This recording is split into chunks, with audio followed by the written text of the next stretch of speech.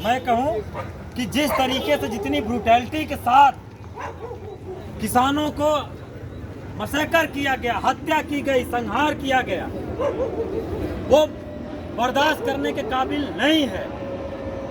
और इस तरह का देश में एक पहली घटना है जहां अभी तक हम स्टेट से लड़ रहे थे, जहां हम पुलिस प्रशासन से लड़ते थे, उनकी लाठियां खाते थे, उनकी गोलियां सहते थे।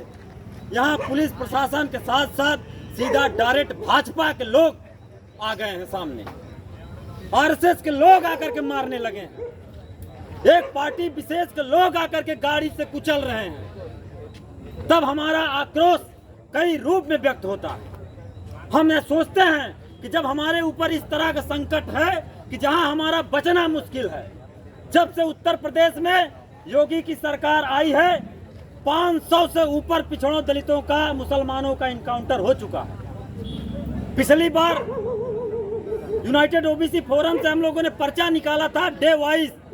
जब से योगी सरकार आई है प्रतिदिन कितना इनकाउंटर हो रहा है, कितनी हत्याएं हो रही हैं, इसका एक लिस्ट निकाला गया। लेकिन इसके बावजूद भी हम लोग खामोश रहें कि जो लोकतांत्रिक तरीका है, जो लोकतंत्र में जो हमारी आस्था है, जो उसके प्रतिरूप हम लोग अपना धरना प्रदर्शन या विरोध के जो तरीके हैं वो अपनाते रहे हैं। लेकिन जब भाजपा के लोग खुलेआम आकर के आपको गाड़ी से कुचलने लगे, गोली मारने लगे, तब मुझे लगता है कि इन भाजपाइयों को क्या करें। और मैं आज बहुत दुख से बोलना चाहता हूं, बहुत आक्रोश में। मन करता है कि जैसे हम लोग खेत गोड़ते हैं वैसे ही भाजपाइयों को पकड़ के खेत में गोड़ दें। मन करता है कि जैसे हम ट्रैक्टर से खेत जोतते हैं वैसे ही भाजपाइयों को पकड़ के खेत में जोत दें। मन करता है कि जैसे हम भैंस को बांधने के लिए खूंटा गाड़ते हैं, भाजपाइयों को पकड़ करके ठोक दे जमीन पे गड़ जाएं। लेकिन हम ऐसा कुछ नहीं करते हैं। इतना गुस्सा है क्यों? क्योंकि हम संवैधानिक तरीके में विश्वास रखते हैं, इसलिए हम नहीं करते। मैं नहीं कहता कि हम रिटेलिएशन करना नहीं जानते, और मैं बताना चाहता हूं कि ये उत्तर प्रदेश में जो सरकार आई है, ऐसा क्या होता है, इस देश में हजारों बिरादरी हैं, 5000 से ऊपर दलित पिछड़ों की बिरादरी है, 1000 की संख्या में दलितों की बिरादरी है, इतना 4, 5, 7 जो है सवर्णों की बिरादरी है। इन सारी बिरादरियों में आप देखिए तो ये जो कानून के प्रति निर्भयता है, जो साहस है, ये खास काउंटी में कैसे आ रहा है? क्या आप विश्वास कर सकते हैं? क्या आप इमेजिन कर सकते हैं कि कोई ऐसी दूसरी बिरादरी इतना बड़ा साहस कर सकती है कि किसान के ऊपर गाड़ी चला दे? ये साहस कहां से आ रहा है? ये मनोबल कहां से आ रहा है? इसको समझने की जरूरत है। और जिस तरीके से मीडिया का रवैया है, मैं मीडिया के चरित्र पर नहीं बोलना चाहता हूं, क्योंकि दुनिया वाकिफ है भारतीय मीडिया के चरित्र। लेकिन इस काउंटी के अंदर इतना साहस को किसानों पर के प्रोटेस्ट पर गाड़ी चला दे, मर्डर कर दे, इस साहस को अलग नजरिए से देखने की जरूरत है। मजाल है कि कोई दूसरी जाति ऐसी घटना कर दे वो जिंदा बच जाए? मजाल है कि पूरा प्रशासन, पूरी जुडिशरी, पूरी मीडिया खास काउंटी को बचाने में लग जाती है किसी के अंदर? इसी को कहते हैं ब्राह्मणवाद। इसी को कहते हैं ब्राह्मणवाद कि आप खुलेआम किसानों का कत्लेआम कर देते हैं, खुलेआम किसानों को मर्डर कर देते हैं और आपको कुछ नहीं होता है। इसको कहते हैं ब्राह्मणिकल प्रोटेक्शन। स्टेट द्वारा ब्राह्मणिकल प्रोटेक्शन है। और मैं कहता हूं, अगर मैं बाबा साहब के जरिए अपना इतिहास खंगाल करूं तो मैं कह रहा हूं कि हमने हथियार छोड़ दिया है, लेकिन कलिंगा भूले नहीं है हम। हमारे पौरुष, हमारे बहादुरी में कोई कमी नहीं है। हमने हथियार छोड़ दिया, अहिंसा का रास्ता बनाया बहुत पहले ही, लेकिन हम लड़ना नहीं भूले। हमें तलवारें भी चलानी आती हैं, हमें बंदूकें भी चलानी आती हैं। बिहार में नक्सलवाड़ी आंदोलन से लेकर के तमाम लोरिक सेनाएं, तमाम सारे जो समूह बने थे, उन्होंने अपने अपने तरीके से फ्यूडलिज्म, ब्राह्मणिज्म के खिलाफ लड़ाई लड़ी। जिनको न समझ में आए वो किताबें उठा करके पूछ लें। अभी उन संघर्षों के बहुत सारे बूढ़े बुजुर्ग बचे हैं जिन्होंने अंडरग्राउंड होकर के काम किया है। मैं ये नहीं कहता हूं कि ये सब चीज अपने आप हो रहा है, ये सब चीज प्रायोजित हो रहा है, एक बैकअप के तहत हो रहा है। हम लड़ते हैं पुलिस से मतभेद हैं हमारे, प्रशासन से खुलेआम लड़ते हैं, आदिवासी लड़ते हैं स्टेट से, जम्मू कश्मीर के लोग लड़ते हैं, छत्तीसगढ़ के लोग लड़ते हैं। हम स्टेट से लड़ने का हम लड़ते रहे हैं, उसमें अपना अधिकार भी मांगते हैं, उसके प्रतिरोध भी करते हैं। लेकिन कोई कमिटी आकर के हमको कुचल दे, कोई कमिटी आकर के हमारा मर्डर कर दे, ये बर्दाश्त के काबिल नहीं, ये बर्दाश्त के काबिल नहीं है। और ये फिर मैं कह रहा हूँ, कभी भी जितनी किसान जातियां हैं, जिस तरीके से उनको रिटेलिएट करना चाहिए तो नहीं कर रही हैं। क्यों? क्योंकि उन्होंने कॉन्स्टिट्यूशनल मोरालिटी को जीना सीख लिया है। क्यों? क्योंकि वो हत्याएं नहीं कर रही हैं, इसलिए क्योंकि उनको पता है कि आज़ादी के बाद हमें एक खास तरीके से जीना है। हम फ्यूडल स्ट्रक्चर में सरवाइव नहीं कर सकते।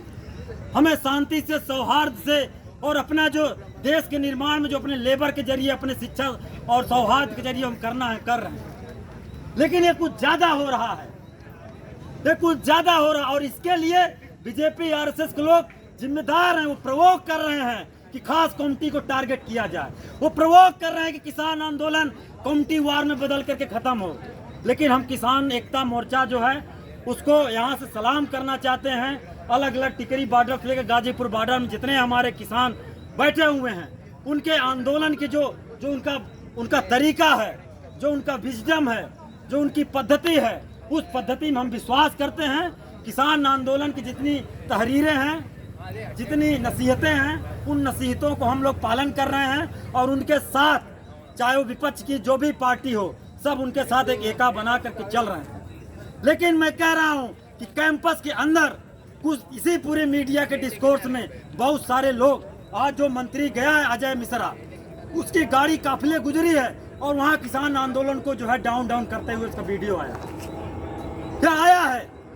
ये कौन लोग हैं जो बैठ करके बड़े बड़े रेस्टोरेंट में बिक्रोनी खाते हैं, पास्ता खाते हैं, पिज्जा खाते हैं, लेकिन उनको याद नहीं होता कि बनाते कौन है इसको। उनको याद नहीं आता कि पैदा कौन कर रहा है। उनको याद नहीं आता कि यहाँ बैठकर बन मक्खन खाने वाले लोग बन मक्खन बनता कैसे है। उनको याद नहीं आता कि जो अपने मुंह सर में तेल लगा रहे हैं वो बनाता कौन है। उनको याद नहीं आता कि पूरी फैशन इंडस्ट्री, पूरी मीट इंडस्ट्री, पूरी मिल्क इंडस्ट्री, पूरा जो फूड प्रोसेसिंग यूनिट है वो देश के बहुजनों के श्रम पर टिका हुआ है।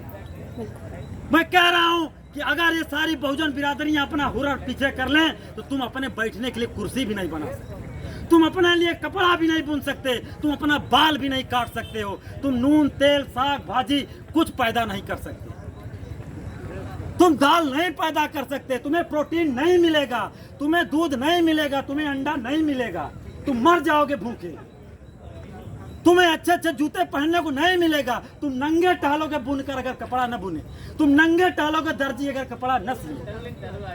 ये तुम्हारी जातियों की परजीविता है। तुम कुछ पैदा नहीं कर रहे हो फिर भी हम तुम्हें टॉलरेट कर रहे हैं, तुम कुछ पैदा नहीं कर रहे हो फिर भी हम सह रहे हैं। नॉलेज से देश नहीं चलता है, श्रम से देश चलता है, उत्पादन से इकोनॉमी चलती है, उत्पादन से इकोनॉमी चलती है। और मैं कहता हूं कि छात्रों, नौजवानों को आज किसान आंदोलन जो देश के लिए पैदा करते हैं, जो देश के लिए साग भाजी दूध तेल मीट सब पैदा करते हैं, और यूनिवर्सिटियों में जो स्टूडेंट हैं जो नॉलेज प्रोडक्शन करते हैं, यह प्रोडक्शन यूनिटी है। ये दो प्रोड्यूसर की एक यूनिटी है छात्रों और किसानों के बीच में होनी चाहिए। लेकिन मैं कह रहा हूँ कि बहुत सारे यहाँ छात्र हैं जो बैंकक्रप्ट हैं, आइडियोलॉजिकली करप्ट हैं, जो नहीं चाहते कि उनकी यूनिटी किसानों से बने। क्यों? क्योंकि प्रोडक्शन उनकी बिरादरी के लोग प्रोडक्शन किए ही नहीं। इसलिए यूनिवर्सिटियों के अंदर जो प्रोडक्शन हो रहा है, जो थीसिस और डिसर्टेशन लिखा जा रहा है, उसके अंदर प्रोडक्शन की वैल्यू को नहीं समझ रहा है। लेकिन हमने सीखा है, हमने अम्बेडकर से सीखा है, हमने अर्जक संघ से सीखा है कि नॉलेज प्रोडक्शन के साथ साथ लेबर प्रोडक्शन के हम सिर्फ पढ़कर नहीं खाते हैं, हम पैदा करके भी खाते हैं। क्योंकि हमको सुबह नाश्ते और लंच डिनर में जो चावल दाल मिलता है उसके लिए पैदा करते हैं। बिना पैदा किए हम पढ़ नहीं सकते, और बिना भूखे कौन पढ़ सकता है इस देश में? कौन नॉलेज प्रोडक्शन कर सकता है? कौन बिना घरों के अंदर जमीन में आकाश में रह सकता है? ये भवन कौन बनाता है? ये सब ओबीसी बिरादरी के लोग हैं जिनका एक एक हुनर है। अगर वो हट जाए तो कुर्सी में तखत दरवाजा खटिया मटिया तुमको लेटने की कोई जगह नहीं मिलेगी। ये सब उन्हीं के श्रम पर जीने वाले लोग हैं। लेकिन यहाँ बैठ करके दुनिया भर के फलसफे गढ़ते हैं, दुनिया भर की किटिर पिटिर करते हैं, लेकिन फिर भी हम सहते हैं, फिर भी हम सुनते हैं, फिर भी हम उनसे एक एकता बनाने की कोशिश करते हैं कि समय के साथ साथ, पढ़ाई लिखाई के साथ साथ मेस टेबलों पर चर्चा करते करते शायद इनको भी ज्ञान आ जाए कि देश जो है श्रम व्यवस्था से चलता है। देश में उत्पादक वर्ग न हो तो भूखे मर जाएगा देश, देश की इकोनॉमी ठप हो जाएगी। लेकिन मैं कह रहा हूं कि आज जिस तरीके का विभत्स नरसंहार किसानों के साथ हुआ है, किसान होने के नाते, एक किसान का बेटा होने के नाते हम उस कॉन्स्टिट्यूंसी से प्रेशर लेते हुए बोल रहे हैं कि अगर इसी तरह से सिलसिला चलता रहा तो हम अपने लड़ाई के चाहे जो मोड हो, जो भारतीय संविधान सम्मत हो या भारत के आज़ादी के इर्द गिर्द बने हुए चाहे आंदोलन के जो मोर्चे रहे हों, उन मोर्चों से हम प्रेरणा लेकर के अपने तरीके से लड़ेंगे। लेकिन अभी फिलहाल किसान मोर्चा ने जिस तरीके से अपने आंदोलन कितने लंबे तक चलाया है, उसमें आस्था व्यक्त करते हुए छात्र आरजेडी को हम धन्यवाद देते हैं। और हमारे स्टूडेंट कमेटी के कई संगठनों ने आज कॉल दिया। ये खुशी की बात है कि उन सब से मिल करके एकता बनाते हुए हमें किसानों को बचाना, देश बचाना है, ये नारा लेकर चलना पड़ेगा। और इसकी यूनिटी हमको लगता है कि छात्र और किसान की यूनिटी इंश्योर करने की जरूरत है आने वाले दिनों में। इतनी सी बात मुझे बोलना है। शुक्रिया। इंकलाब जिंदाबाद।